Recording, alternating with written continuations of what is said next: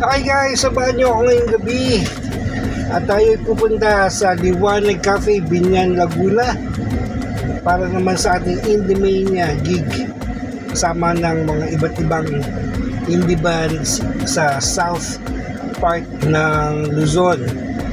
Ito nga yung mga karatig bayan ng Cavite, Laguna, pati sa mga sa Muntinlupa area, basta lahat ng mga areas sa south, no.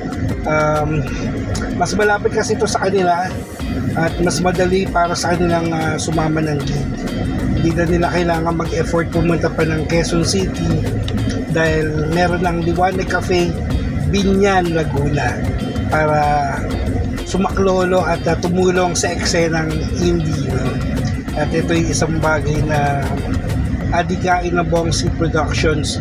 Ganoon na rin ng Liwanag Cafe para magkaroon ng tumulong at magkaroon ng bagong venue para sa mga musician ng iba't ibang lugar.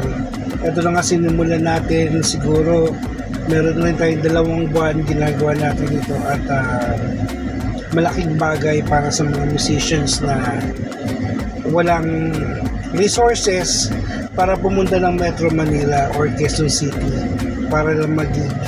Mas convenient din ito sa kanila kasi nga hindi na nila kailangang umuwi ng this oras ng gabi, no, dahil mas mahirap sumakay from Quezon City going to Laguna unless meron kang sariling sasakyan.